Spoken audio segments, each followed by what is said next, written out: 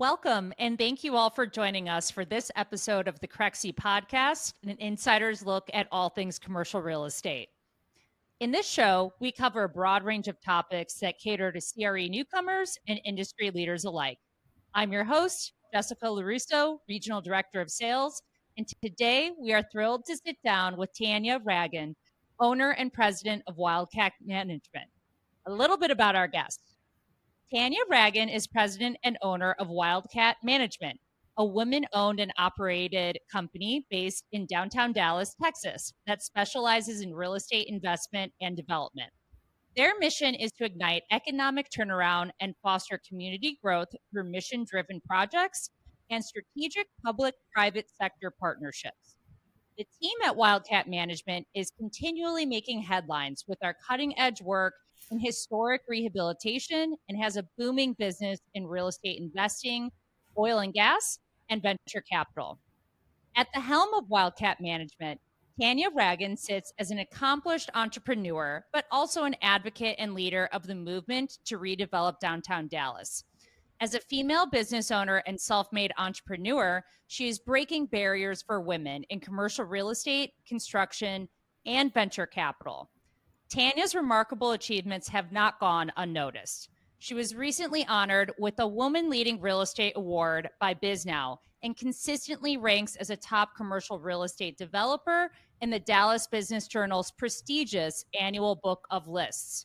Her expertise and subject matter knowledge have been widely recognized and celebrated by numerous media news publications and industry organizations.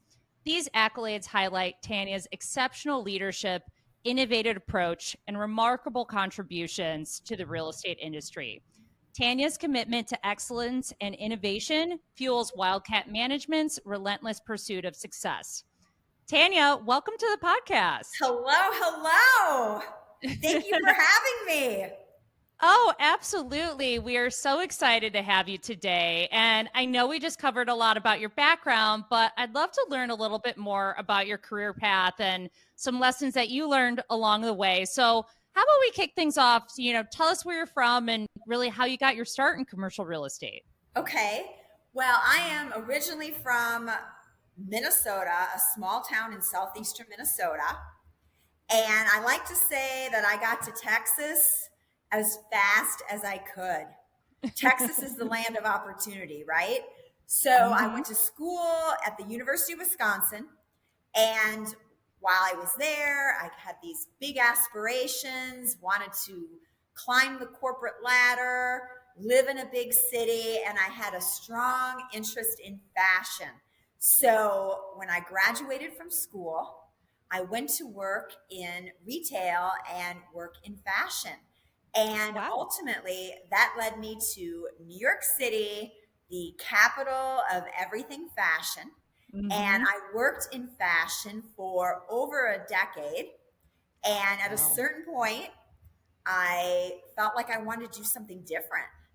And I, at the time, was the youngest director for a publicly traded company that specialized in turnaround, and I headed up their retail division.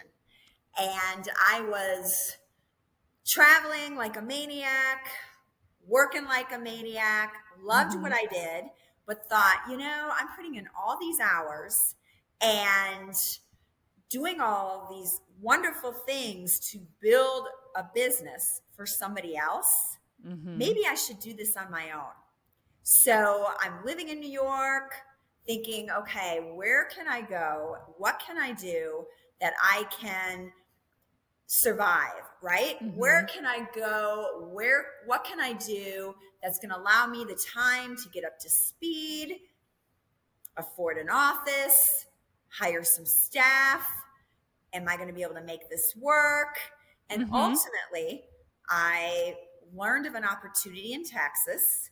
It was actually the oil and gas play called the Barnett Shale. And I thought, I wonder if that's something I could do. I had been managing various family interests for most of my life, since I was 20 years old, since I was in college. And I hopped on a plane. I came out to Texas. I spent a couple weeks here, and I thought, I think I could continue to do some consulting, work with the fashion side to help pay some of the bills, Right. and at the same time, start a business. So that was 2005. Wow. I gave up my apartment in New York. I broke up with my boyfriend. I got rid of all of my stuff. A month later, I moved to Texas, found my apartment online, sounds crazy, and moved here and started putting together oil and gas leases. Wow. It took me 18 months to do my first big deal. And the proceeds from that deal, I turned around and started buying real estate. So that was my introduction to real estate. So, the oil and gas over the course of a year and a half taught me title work. It taught me how to work with the city. It taught me permitting. It taught me engineering. It taught me how to work through assembling multiple pieces of acreage. It taught me how to navigate through all the bureaucracy of city government. And when I was working with these various property owners, it was only natural for them to start contacting me about their property. So I started buying real estate. And I bought my first piece of real estate from proceeds in 2006. So 18 years ago. Wow. That's the Cliff Notes version. That is honestly so incredible, Tanya. I mean, you really completely, I don't know if it could be a more opposite career change, right? From fashion to oil and gas. Can you talk about a little bit more about when you started? Like, did you have a mentor or was there someone that kind of helped you along that path? Because such a transition and so incredible also, by the way, that you, in 1 year, you're already successful, right? That's amazing. Right. 18 months. But if there's anything I learned, the most important thing in business is relationships. It is always about relationships. And skill set is transferable. So for me, I had a very strong financial background. I interned when I was in college, and at the time I interned at Neiman Marcus. Mr. Stanley Marcus was still alive. I got to meet Stanley Marcus. He was probably one of the last retailers to convert to technology or computers. You learned how to use a calculator. You learned how to, read financials. You learned how to manage your business, everything from the product development to designing the product, to working with the customers, to working with the stores, to every avenue of it. So, I'm 19 years old and I'm learning every avenue of how to run a business. And when I rolled into the consulting and the financial side within the business development for fashion, that financial and relationship side rolled in with me. And then when I rolled into the oil and gas, again, it was, working through the economics of whether a location made economical sense to drill based off of what you were leasing the property for, what the surface site was going to cost to use, what it was going to require to drill, how deep they were going to go, what type of technology was going to be used. And then from there over to the real estate of, what are you going to do with that site? Are you going to hold it? Are you going to build new construction? Are you going to rehab it? What are you going to get for lease rates? So it seems really like completely different businesses, but really the skill set is transferable and the foundation is the same. It's just moving to a different type of business. That's really, really an amazing point. So I know our listeners would love to hear maybe some lessons that you learned early on in your career, right? What's been instrumental, I would say, outside of, that transferable skill set continually building on and on, but What makes you successful, Tanya? What would you say? Well, I'm a firm believer that hard work beats talent. Mm-hmm. Hustle is 90%. And the Mm-hmm. most important thing you can do is really just show up. Mm-hmm. I graduated with 6 people. I went to a small Christian school. When I went off to college, there were more people in a classroom at the University of Wisconsin than there were in my entire school. When I came to Dallas, Texas in college and interned at Neiman Marcus, I had cold called them. I had never even heard of Neiman Marcus. I just researched, and my college professor told me that they were the very best. I think for me, I didn't have a lot of fear because there was a naiveness and everything being so new. But one thing that I believe really, really set me apart was the willingness to roll up my sleeves and just jump in. I mean, you can be the most talented person in the world, but if you don't work hard, you don't get anywhere. If you don't physically show up, if you're not visible, if you're not present, if you're not networking, interacting, making the extra effort to form those relationships, it doesn't matter how talented and smart you are. And really, at the end of the day, it really truly is as simple as showing up and hard work. That trumps everything. And, today, especially in in 2025, we're almost there. being visible, 5 minutes visibility is worth more than an hour Zoom call. It's the reality. And if there's one thing in commercial real estate, whether it is, working with city officials, whether it's working with staff, whether it's working with permitting, whether it's working with architects, engineers, whether it's working with tenants, 5-minute conversation in person, you can make a decision and move forward that you could be going back and forth with emails or Zoom weeks, even months. So my takeaway, I think we've lost the art of showing up. I love that. No, it's so important because you're right. And everyone nowadays is getting inundated with emails and text, right? And so I totally agree with you that in-person touch is very, and let very me give you an example. This is just in the last couple months. In this world that we're in today, I think people have gotten so used to canceling, not responding, not showing up, rescheduling. There's just so much more of that because behaviorally, we've gotten so much more comfortable in doing that because of everything going on in the world, right? Right. So there was a local developer that I've known for years, always had a really good relationship with them, very, very responsive. But, in the last couple of years, you just haven't seen people like you used to see people. Right. And I had emailed this individual. We went back and forth trying to schedule, does this work? Does that work? I mean, going on for like a month, right? And really, I needed his attention for 5 minutes because of a deal that I was working that was in motion. And he was the expert in the type of user that I was talking with. Got it. So going back and forth, and we could not connect.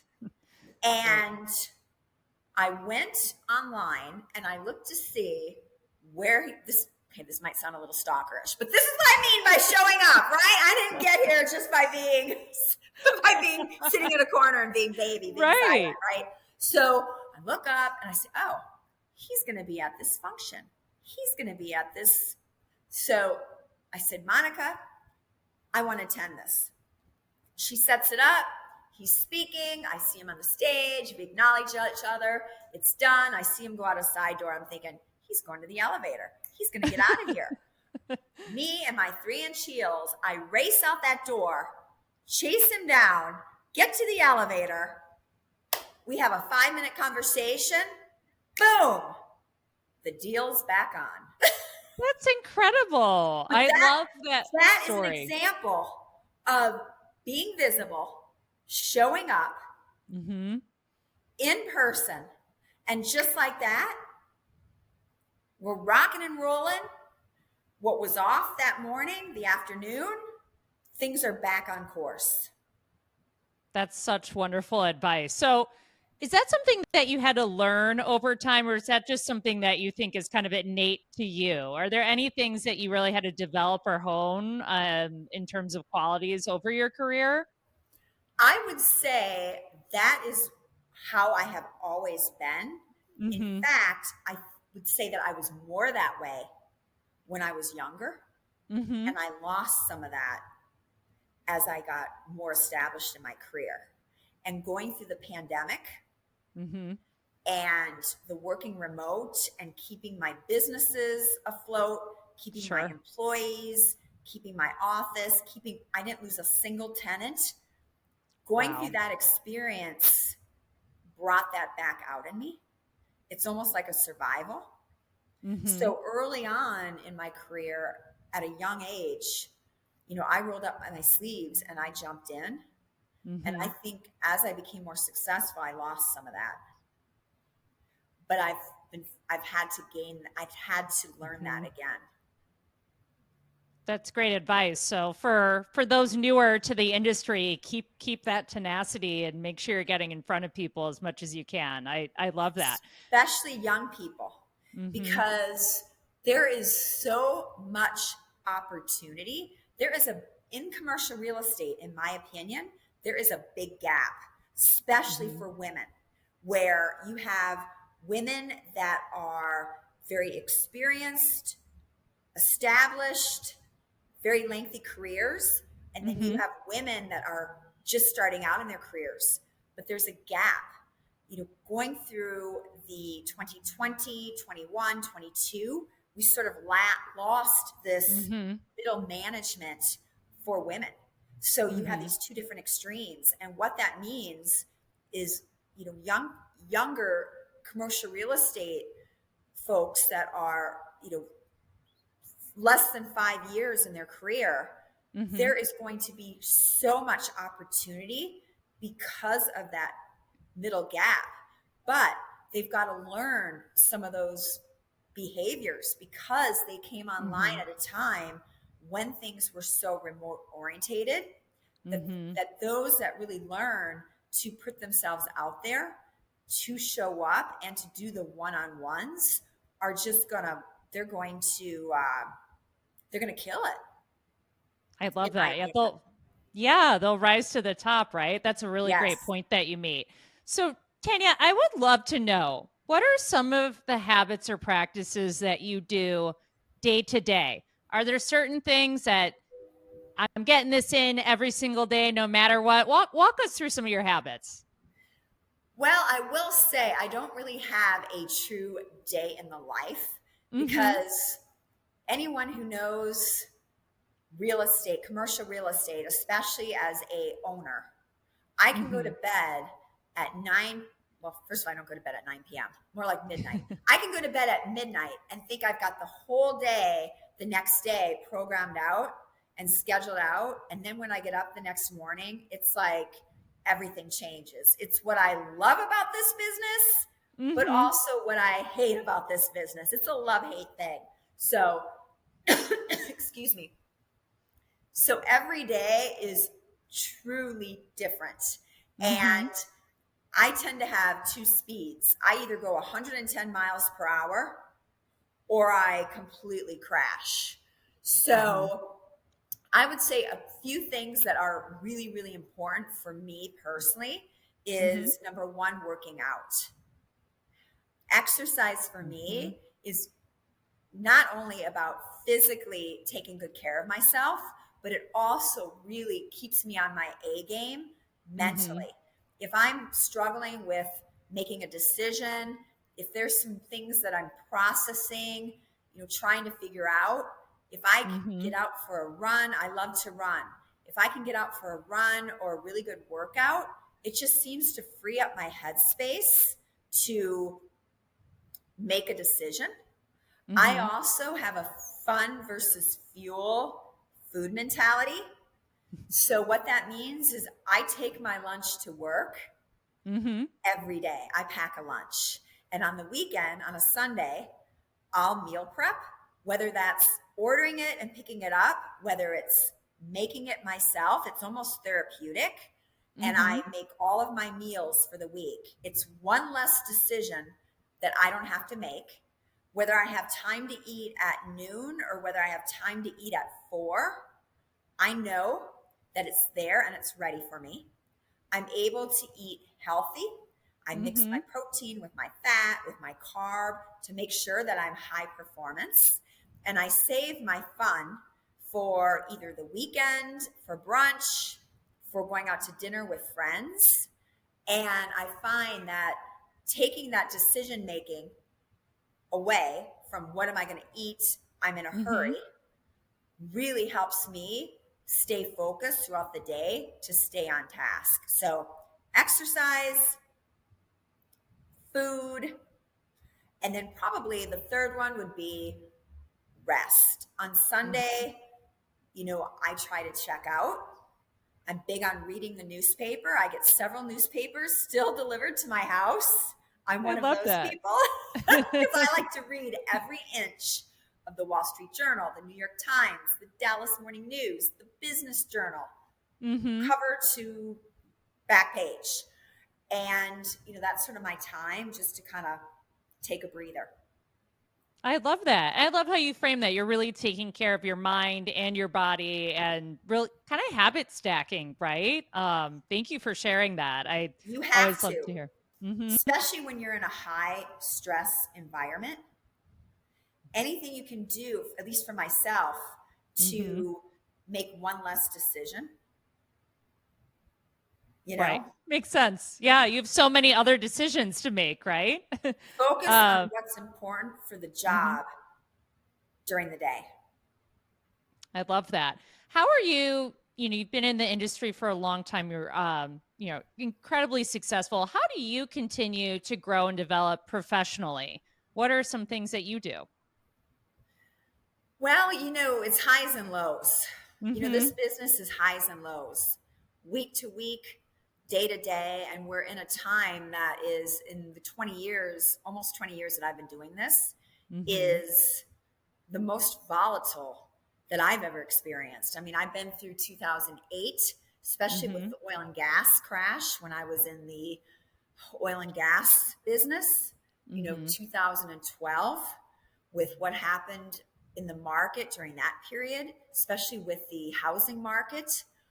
But for myself personally, this is definitely the most volatile Mm-hmm. that I've experienced. And it's just changes so quickly, even, day to day. So I naturally am a pretty optimistic person. Mm-hmm. But, for me, I have to treat every single day really, truly as a reset to keep my Mm-hmm. mind motivated and to keep myself up and really program myself to try to look at things in a new light. And even with some of my projects, Mm-hmm. you're going down a path that maybe you've been working on for 2 years, 3 years. In the case of the building I'm sitting in, I've been working on it for 5 years. Wow. Never when I Mm-hmm. started this process of the building that I'm in, could I have ever imagined that 5 years later that we would be essentially,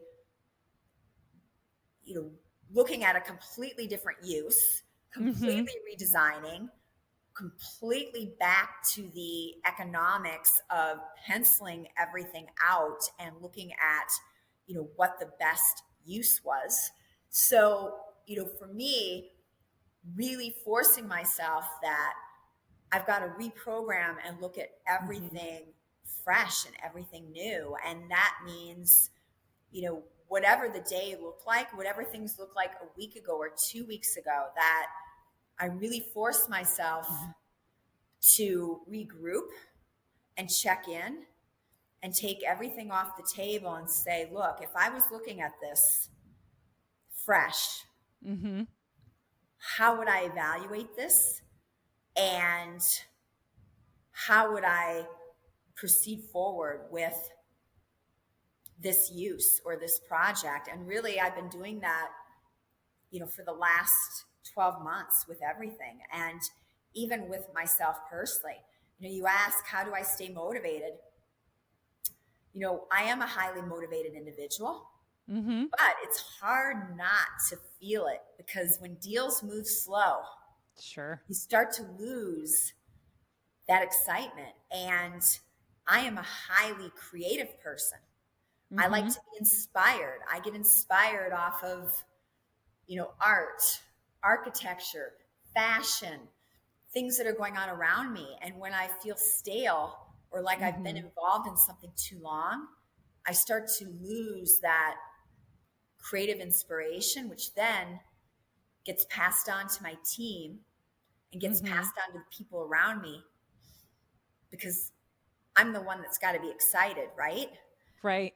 So, I think that in order to succeed in this business, you just naturally have to be wired to roll with the punches, overcome challenges, have a certain tolerance for risk. You don't have the stability of a monthly paycheck. I get paid when deals get done. And the longer they take to get done, and the longer it takes to get that return, that affects me from being able to go on to other deals and move on to the next thing. Right. So it's a circle of life of real estate. Absolutely. I love how you painted the bigger picture of that, and really, how you keep resetting, right? Looking at things with fresh eyes. It's super important. Thank you for sharing. Let's talk a little bit about, what is one of your proudest moments or achievements? Could be either in fashion, in real estate, looking back at your career. What's something that stands out to you? Ooh, proudest achievement. Golf. I have a lot of pinch me moments. Really, I do. I mean, for a girl that graduated with 6 people in a small town, all women, to think that I drive around a top 10 city and see buildings that I own, projects that I've done. Downtown Dallas, there's really not a lot that I haven't touched in some way.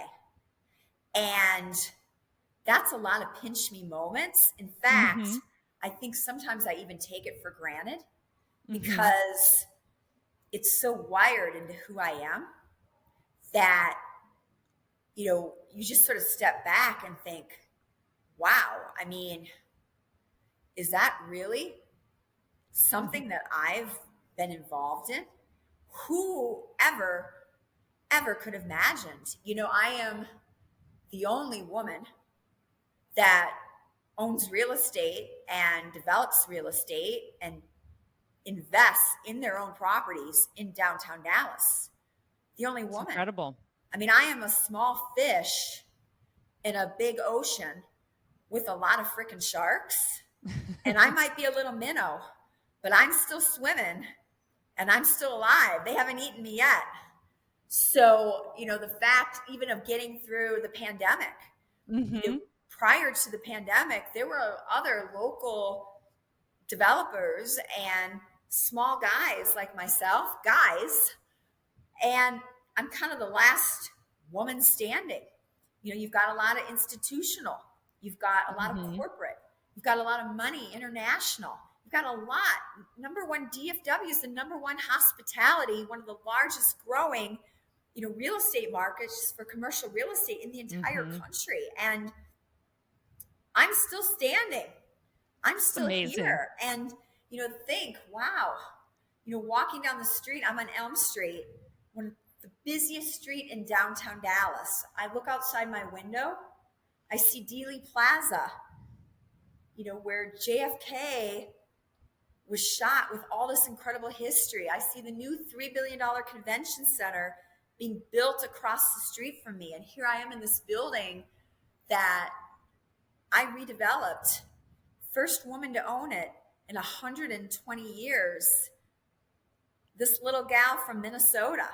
So, it's really, it's almost like an out of body experience, being able to, to give back, to be in a position where I'm a speaker at the Executive Speaker Series for Southern Methodist University.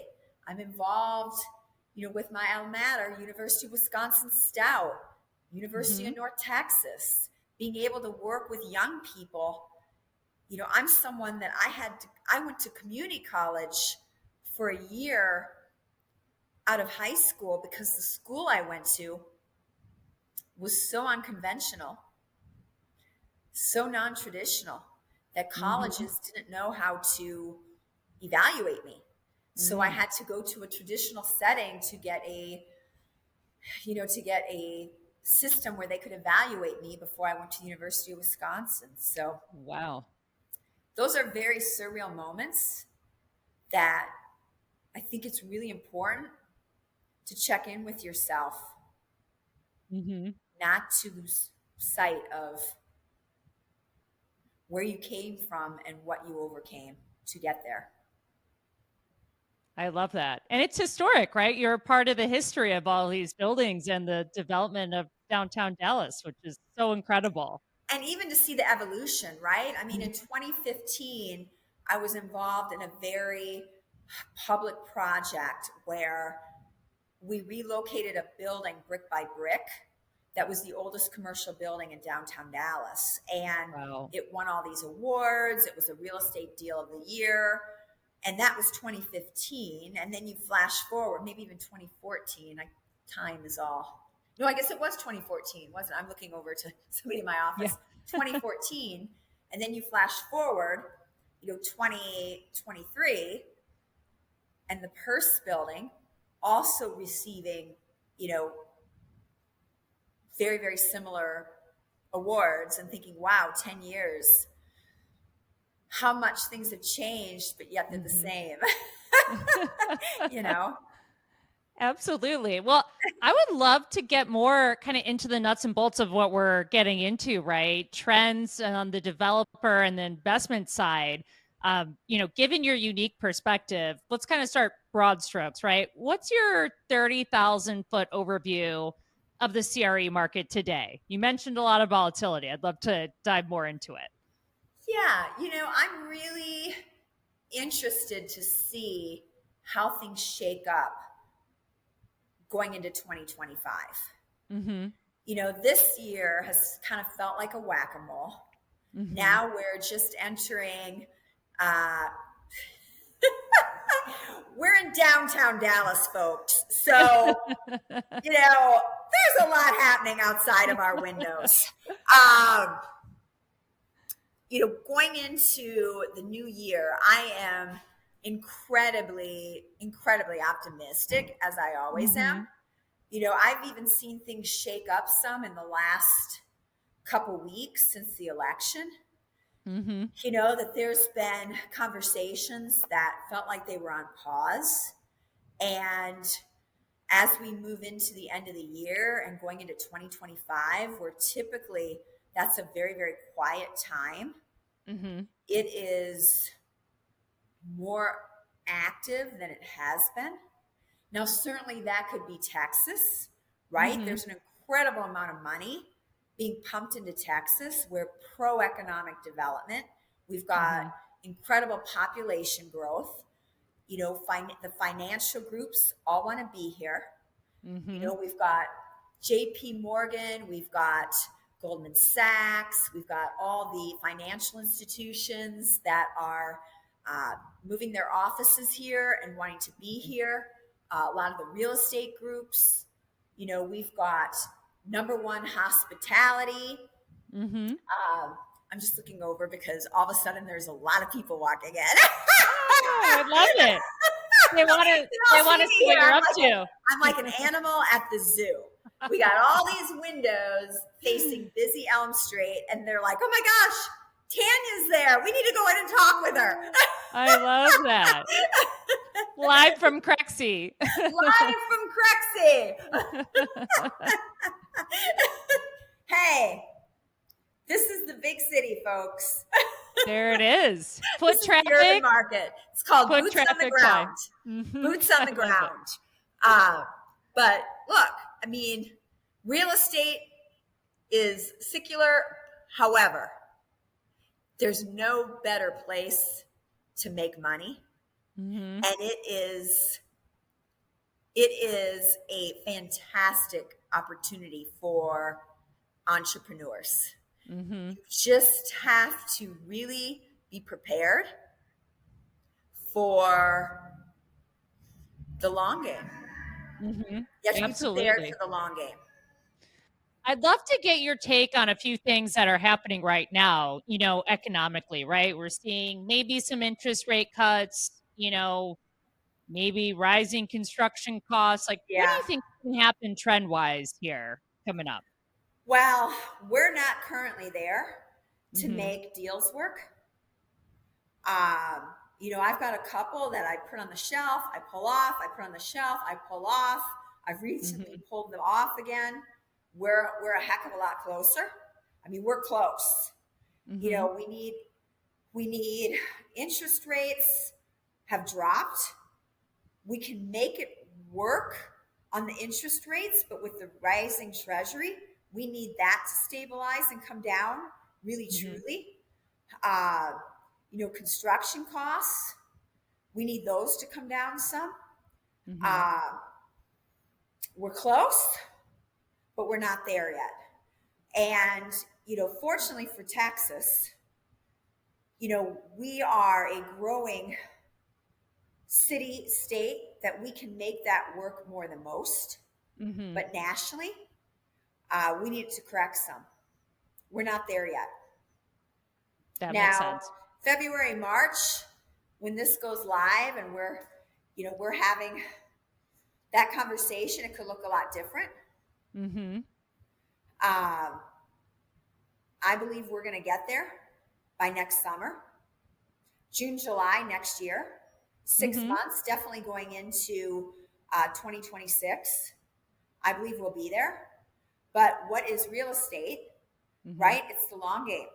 So I see, even in this market, people that bet it too hard. And what I mean by that is they were too highly leveraged. They went in to a great market, Texas, still markets that were lending. Banks, especially community banks and local banks, were still betting on our market because of, outside of office. We'll take office out of the equation. Retail, probably one of the best retail markets in the entire country. From a occupancy standpoint, vacancy very, very low. Growing rents. Record rents for retail. Some of the changes and even some of the, bankruptcies and closures that you saw, whether it was Bed Bath & Beyond, Pier 1, Tuesday Morning, those were ate up like that, right? Right. Those spaces, boom, they were fighting over those spaces. So strong retail market, strong hospitality market, strong market for some of the new office that was coming online, difficult market for any of the old office, any of the high rise, difficult office market. But, even with all that, folks were really, really, they were still able to get some financing. But what you saw was they went in and they highly leveraged, and they had 2 and 3 year loans that were all of a sudden coming up. Right. And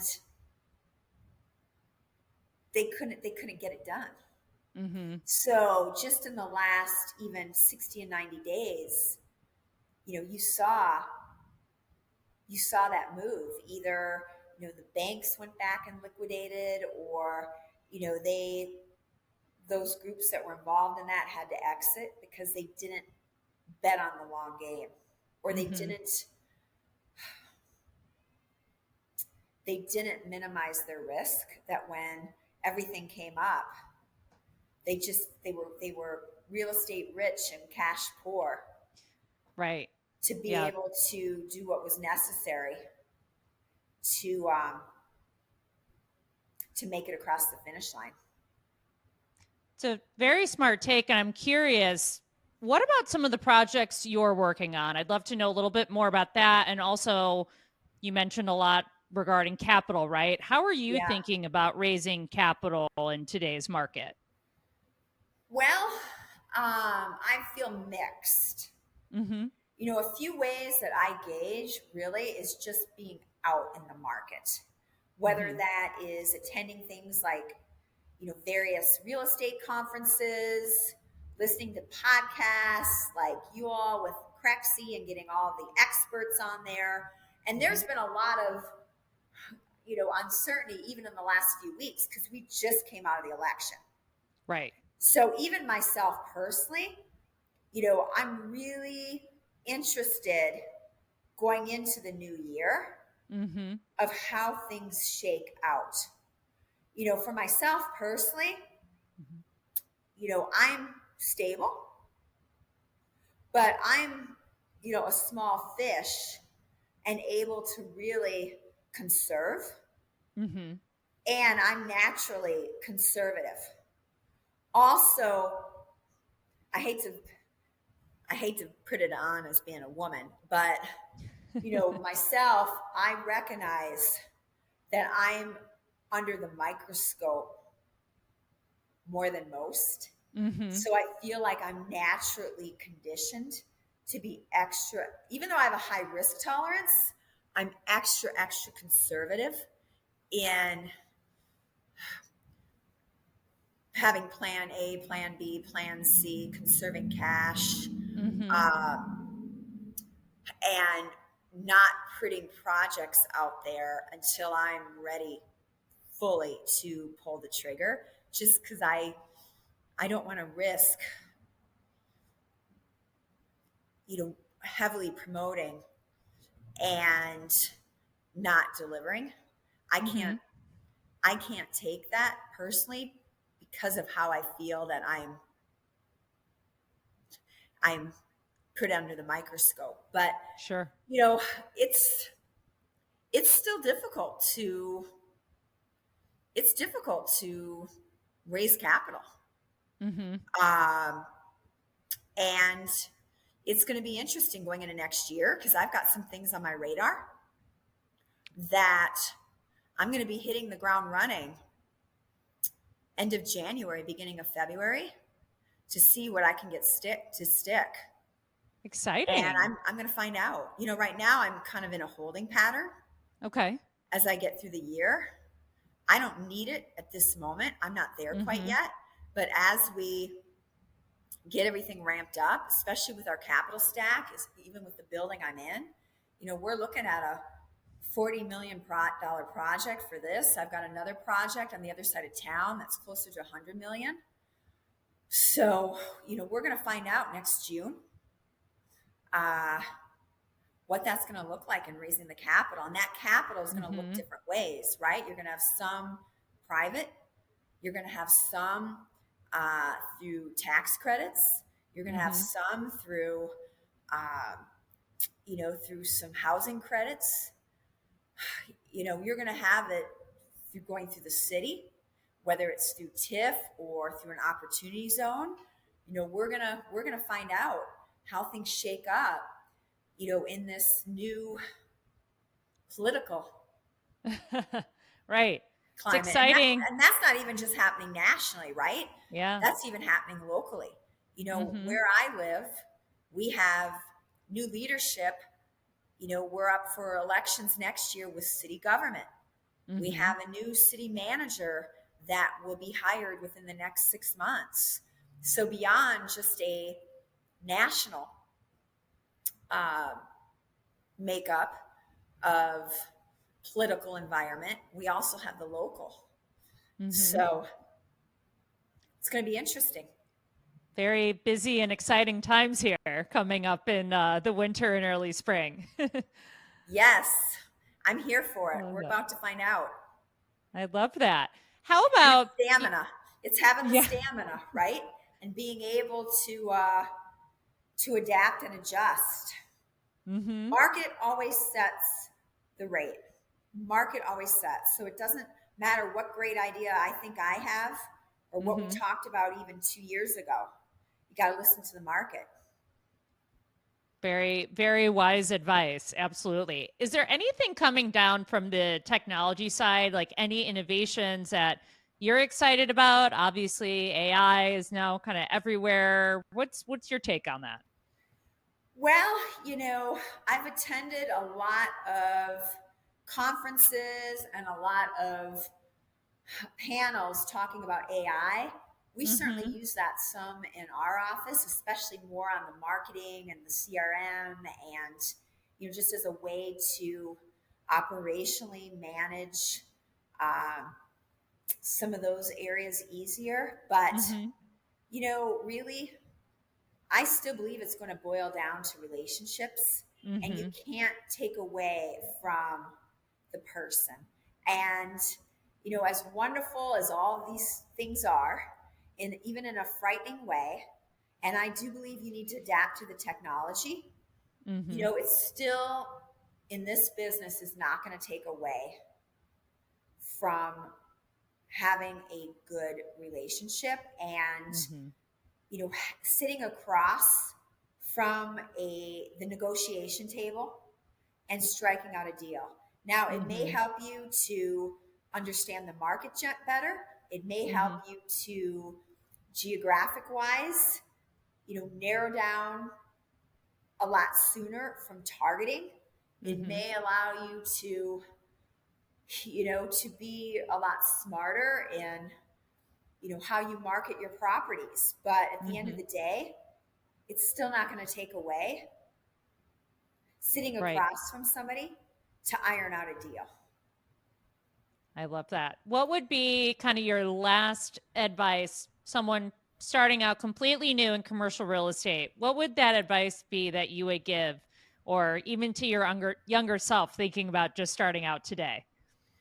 Well, I would say for somebody who is younger and starting out, everybody wants to help you. And to really utilize that to your full potential. Make sure you're not wasting people's time, because everybody is extremely busy.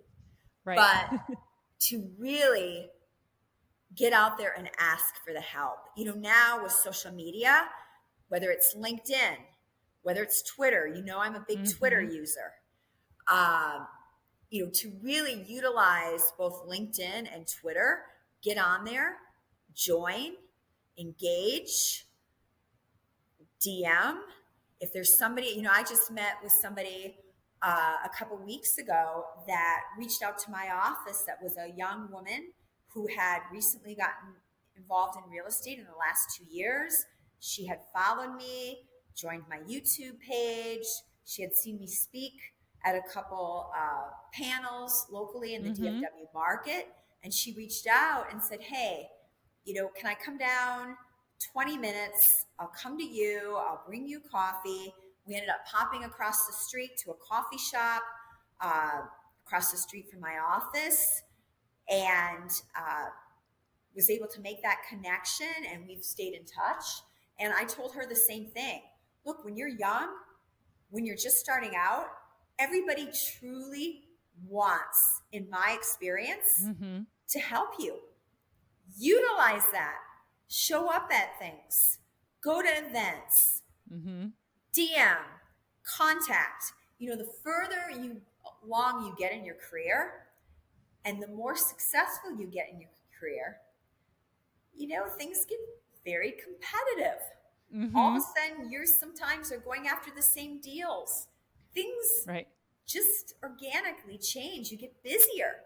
And, sometimes it's not as easy to make those connections and get people to help you. Really, really take advantage of that. Show up for anything and everything. Volunteer. Don't get so focused on the money. Mm-hmm. I get it. We all want to be successful. We all want to make money. But early on, anything you can do to volunteer your time, whether it is volunteering at organizations, whether it's volunteering at crew or different CRE events, showing up to dedicate that time to rub elbows and see other people that are successful that you can connect with. Don't get so caught up in the money. That will come. Focus on the education and the exposure. Really, I think those are the two biggest takeaways. Go to an office. I love if you that. are working remote, all the remote people are going to hate on me. Don't come for me. I'm going to put it out there. If you are going to an office and if you are working remote, if you are both starting out in your career, in 5 years, the person going to the office is going to be making more money, is going to be promoted, and this person is going to be reporting to this person. So my biggest takeaway, if you are starting out in your career and you want to get ahead, you want to get promoted faster, you want to get more exposure, you want to make more money, go to the office. That visibility, even if it's 30 seconds in the elevator with an executive, if it's going to the microwave, if it's going down to grab Starbucks, if it's the CEO walking by and saying, hey, I have this last minute meeting, so-and-so, you're new around here. Why don't you shadow me and come along for the meeting? That exposure will pay off in 10 times. Excellent advice. Truly. It's all about getting in person, right? In person. I cannot stress enough. And I know, people say, well, I work more at home. I get more done. Well, you know what? I personally would rather have you work less, but be more efficient. I would rather have you not work 80 hours a week. I would rather have you work less hours, be visible, because that productivity time and that exposure saves everybody from the emails back and forth and what you are exposed to for somebody who's new in the game. It makes a huge difference. And I believe this is a trend that you're going to continue to see going into next year. I believe the office market is going to come back because in order for deals to get done, the team needs to be around each other. Now, you may see companies scaling back. You may see them resizing, and they may come back in smaller spaces, but they're coming back to the office, and there is going to be the push to get people back to the office. Absolutely. We're taking it back to basics. I love that advice, Tanya. Well, obviously, given your background and expertise, I'm sure that our listeners would be curious about a few answers to some rapid fire questions. Can I throw a few your way? Let's do it. Okay, perfect. So first question, you're given $50 million today. You have to invest it immediately. Walk us through, go to asset type, location, a little bit about why. Ooh, how much was it? 50 million. Oh, 50 million. Okay, well, in downtown Dallas, that don't go far. True. You can tell, as my father would say, how things have changed. The deals, you just scale them, they get bigger and bigger, right? It's true. Things change. 50 million. Well, in the Texas market and in Dallas in particular, I would bet, and I am betting, high on the southeastern side of our downtown. I like that area. It is one of the few, Dallas is one of the few, if only, major top 10 cities where we still have available land. And that available land is around a $3 billion convention center. There is a tremendous amount of development that's in the pipeline going up around it. I personally own property over there, and I am very high on our urban market, especially the southeastern side. I would bet that money. I mean, frankly, I am betting that money. I sort of already am. So maybe that's a trick question, but I'm betting on that market. I love that. I What also asset like South type? Texas a lot. I like South Texas a lot. I think that there overall is a trend, that you're seeing with some of these, outer up and coming, I hate to say rural towns, but still have historic blocks that you can acquire and rehab, utilizing some of the tax credits. I like some of that. I'm certainly positive on retail. I just think Texas overall is a good market. I wouldn't say that so much about Minnesota. I was going to ask you your asset type for southeastern Dallas. It sounds like retail is your retail. There. Certainly hospitality. You've got to go vertical because the way the land prices have went up. Dallas is really one of the few places in the country of this size that you can still buy land for $200 a foot. Still pretty cheap. I love that. They don't think so locally. I mean, the long timers here think that that's really expensive, but for anybody coming from outside this market, they think that's cheap. Right. It's all relative, right? It's all relative. I love that. Thank you for that. I'm sure we're going to get a lot of people searching for southeastern Dallas now. How about your favorite tool or software that you use on the job? Favorite tool or software? That's a tough one because I outsource a lot of that. But one thing I will say is I'm a big, remember, back to basics. I am big preach right now on back to basics. And I'm big on writing thank yous, personal thank yous. I'm big on keeping track of birthdays. I'm big on acknowledging people's wins. And, I know that's something that was very important to me, especially 10 years ago when I was trying to scale more. And even today, I mean, we all want to grow and get to the next level, and the next level, and the next level.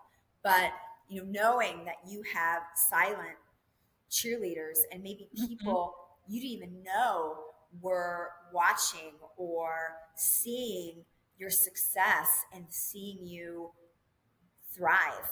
And, I've got several people in my office who know that, this is something that I want to keep an eye on. So whether it's my local market, whether it's other real estate folks across the country, whether it's other women, we make a big effort. I probably send out at least a dozen, sometimes more, little notes every week, not emails, handwritten, congratulating people, letting them know that that I see what they're doing, that I'm proud of them, that they are breaking down barriers, breaking down doors, and making a difference. Because if we see it, we can be it.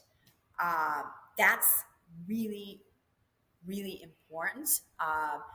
Back to the basics, I also try to make a list of, time right now has moved so fast over the last 4 years. And like the example I gave earlier of looking to see where somebody was going to be at, going to that event to get in front of them for 5 minutes just to get the deal back on track.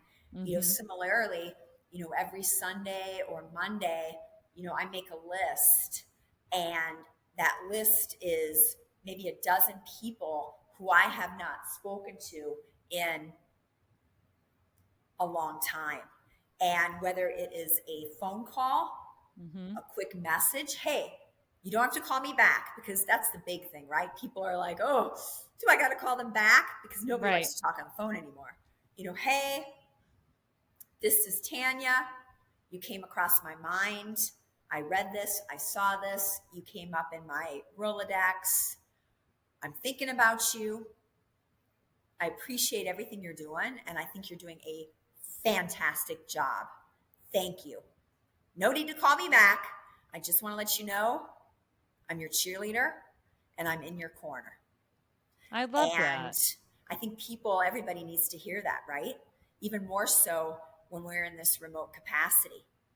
Also, don't rule out social media. That has been something that's been a difficult learning curve for me personally. I look at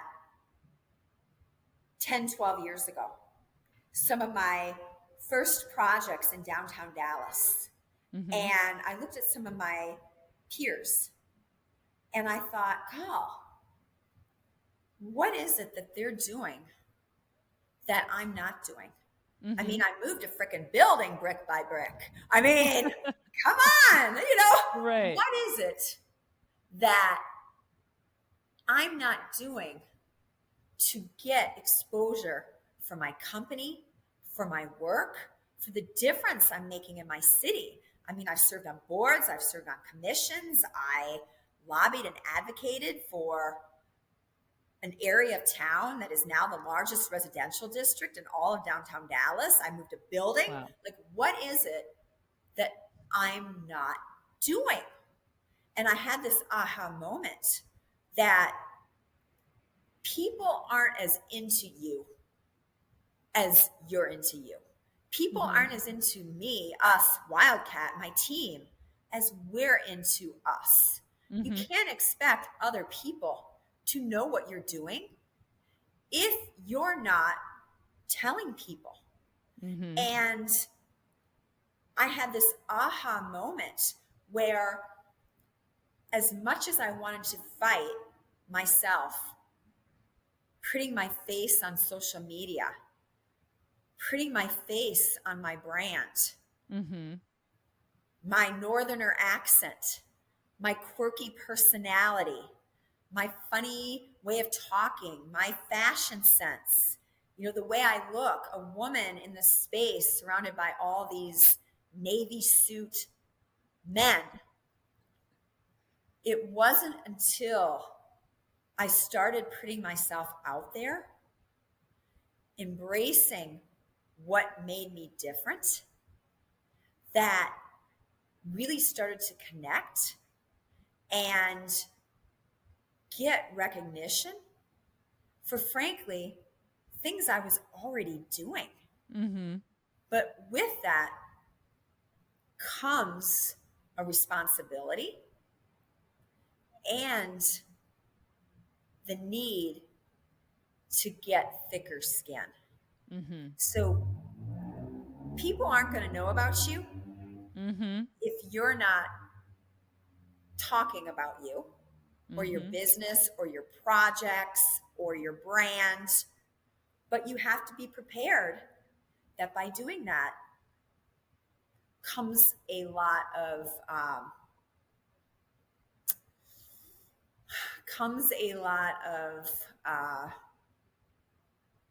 interpretation, a lot of feedback, a lot of judgment. Yeah, scrutiny, right? Yeah. So that probably wasn't the most articulate way to put it, but no, I totally understand. You're putting yourself out there, right? And making sure you can handle whatever comes back your way. I love it. Well, Tanya, thank you. Any last words of advice for our listeners? Last words of advice. Ooh. Well, a last word of advice is leveling up. Not only if you're taking the time to level up in your education, and you're taking the time to level up in your social media and your branding and showing up and being present and going to the office, make sure you're also leveling up in your fashion and in your appearance. And I know nobody likes to hear that, but the reality is you do not get a second chance to make a first impression.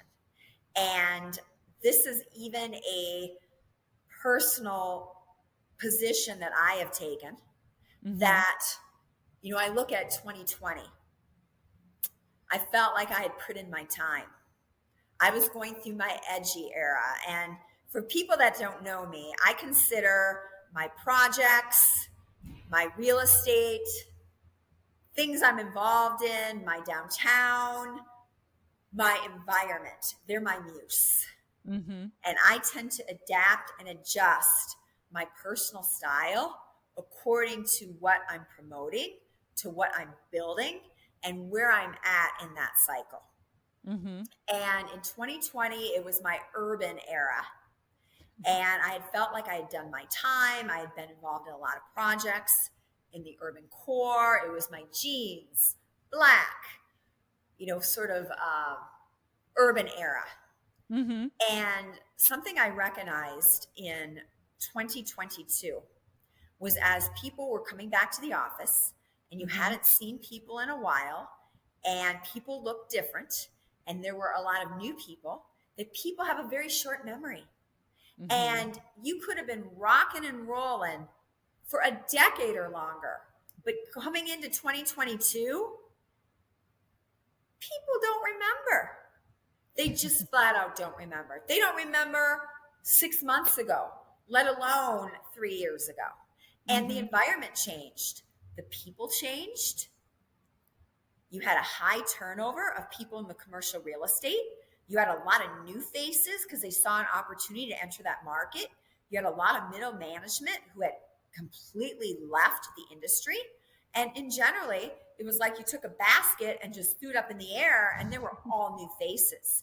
And I realized, again, going back to the basics, the importance of making a good first impression. And, early in my career, I wore a lot of suits. I was much more fashion orientated.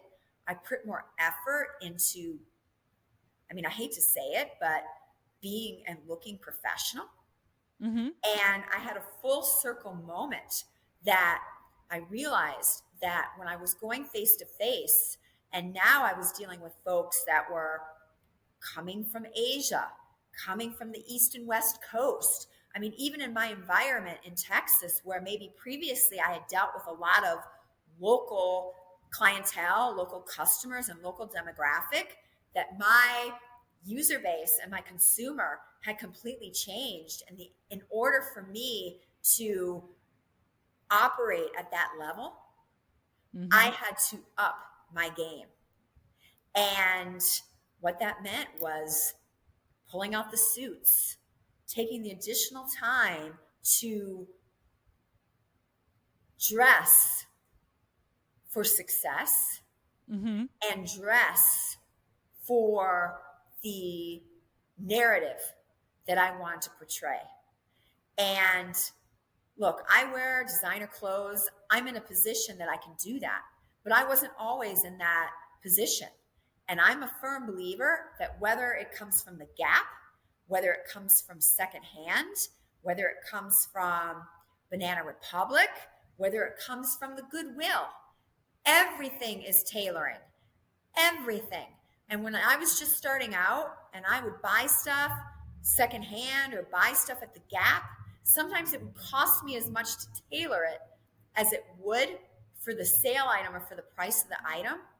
but having things tailored to fit you and to fit your body, and to have things that look professional makes a huge difference in commercial real estate, especially when you're trying to level up. So that was kind of a lengthy answer, but my one word of advice really truly is go to the office and dress for the job that you want. And if your boss wears jeans, it's not to say that you shouldn't wear jeans, but what does the boss's boss dress like? What does the person that you're dealing with from a consumer standpoint, how do they look? Because at the end of the day, what you represent is going to make the difference whether they want to do business with you. And I think that's the honest truth. I love that. 100%. And great advice for any industry, by the way. Always dress the part you want, right? Well, thank you so much, Tanya. This has been so much fun. I know you're very busy, so we really appreciate you spending the time to sit down and chat with us. Where can people find you online if they want to get in touch? Please visit us on YouTube, Facebook, LinkedIn, Instagram. We're everywhere. You can find me at Tanya, Tanya,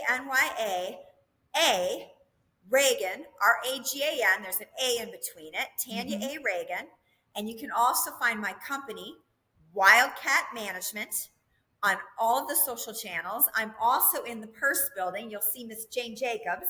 She's my inspiration behind me, the famous urban activist and urban pioneer. On the mural behind, of course, we got new ideas, need old buildings, her famous saying. This is Beautiful. The Purse building. You can find that at Purse Building Dallas. We're actively marketing this right now for a hospitality use.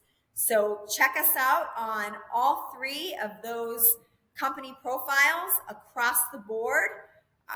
We'd love for you to follow us and follow along in everything that my company, Wildcat Management, is doing. We're in Texas. We're in Minnesota. We're working on some stuff throughout the state. So we're all over. I love that. Thank you so much. And amazing, Tanya. And thank you. Yeah, my pleasure. And thank you to everyone who tuned in today. If you enjoyed this episode, please do not miss out on the next one. Visit go.crexi.com/podcast and sign up to get the next episode delivered straight to your inbox. And of course, you can always subscribe to the Crexi Podcast on your favorite podcast app. And be sure to check out our YouTube channel for video recordings of each episode. Take care and be sure to tune in next time. Thank you, everybody. Bye-bye.